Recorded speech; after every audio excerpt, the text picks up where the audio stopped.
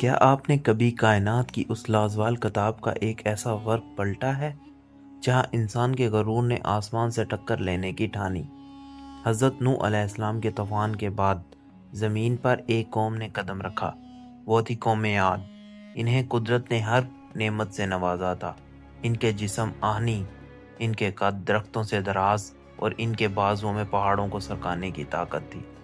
انہوں نے یمن اور عمان کے درمیان احقاف کی ویران ریت کو چنا، وہاں وہ شہر بسایا جو انسانی تاریخ کا ایک معجزہ تھا۔ ارم ذات العماد، یعنی ستونوں کا وہ شہر جس کے مینار ستاروں سے ہم کلام ہوتے تھے اور جن کی چمکتی اینٹیں آسمان کو چیلنج کرتی تھیں۔ وہ طاقت کے نشے میں چور تھے، ان کی مجلسوں میں ایک ہی گونج ہوتی تھی: ہم سے بڑھ کر طاقتور کون ہے؟ وہ ہواؤں کو اپنا غلام سمجھتے تھے۔ جب طوفان آتا تو وہ کہکہے لگاتے اور کہتے، یہ ہوا ہمارا رخ نہیں بدل سکتی، ہم اس کا رخ بدل دیتے ہیں۔ ان کا ہر بچہ، ان کا ہر بزرگ تکبر کی ایک زندہ علامت تھا۔ مگر اللہ کو اپنے بندوں کا غرور کب گوارا ہوا ہے؟ اس قوم کی تاریک وادی میں نور کی ایک کرن بن کر حضرت ہود علیہ السلام کھڑے ہوئے۔ وہ تنہا مگر حق کی آواز لیے ان سونے کے تختوں کے سامنے پہنچے اور پکارا، اے میری قوم، یہ تم کس بت کے آگے جھک گئے ہو؟ اس طاقت کا سرچشمہ وہ خالق واحد ہے جس کی طرف لوٹ جاؤ، کہیں دیر نہ ہو جائے۔ سرداروں نے ہنس کر سونے کے گلاس اٹھائے اور کہا، ہود، یہ غریبی کی باتیں اپنے پاس رکھو، اگر تیرا خدا سچا ہے تو لا اپنا عذاب، ہم اپنی طاقت سے اسے روک لیں گے۔ نصیحت کے موتی پتھر دلوں سے ٹکرا کر ٹوٹ جاتے تھے۔ ہود علیہ السلام روز ان کے دروازوں پر دستک دیتے رہے، انہیں رحمان کی رحمت اور قہر سے ڈراتے رہے، لیکن ان کے کانوں پر جیسے گونج کا پردہ پڑ چکا تھا۔ پھر اللہ کا اٹل فیصلہ آیا۔ عذاب کا پیش خیمہ خاموشی تھی۔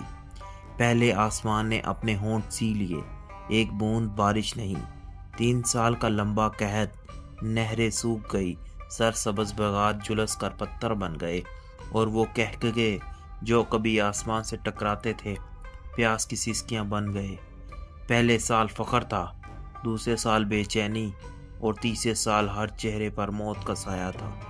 جب بھوک اور پیاس نے ان کی گردنیں جھکا دی، تب وہ بے بسی سے ہود علیہ السلام کے پاس آئے، مگر اب وقت نکل چکا تھا۔ ہود علیہ السلام نے ان کی طرف دیکھا، ان کی آنکھوں میں آنسو نہیں، صرف افسوس تھا۔ انہوں نے کہا، اب عذاب قریب ہے، جس کی تیاری کر لو۔ اور پھر افق پر وہ منظر نمودار ہوا جس نے پوری قوم کی سانسیں روک دی۔ 3 بادل اٹھے، سفید، سرخ اور کالا۔ آسمانی پکار آئی، قوم عاد، اپنا انتخاب کر لو۔ سربراہوں نے تکبر سے کہا، ہم سیاہ بادل چنتے ہیں، یہی بارش کا وعدہ لائے گا۔ مگر وہ بارش نہیں، قہر خداوندی تھا۔ آسمان کٹا ٹوپ سیاہ ہو گیا اور سرکش ہوا نے اپنا کھیل شروع کر دیا۔ وہی ہوا جسے وہ اپنا غلام کہتے تھے، اب ان کی سب سے بڑی دشمن بن گئی۔ پہلا جھونکا، ریت اور سنگریزے جیسے آسمان نے اپنے چہرے پر تپیڑ مارا۔ دوسرا جھونکا، درخت جڑوں سے اکھڑ گئے، جانور ہوا میں یوں اڑے جیسے سوکھی پتیاں اڑتی۔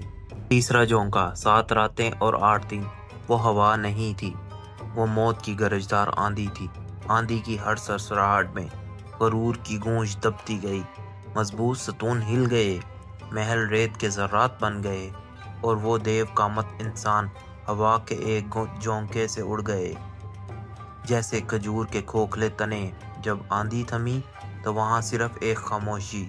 ارم کا شہر مٹ چکا تھا، پیچھے رہ گئے تو صرف ریت کے ٹیلے اور تباہی کے وہ نشانات جو قیامت تک انسان کو عبرت دیتی رہے گی۔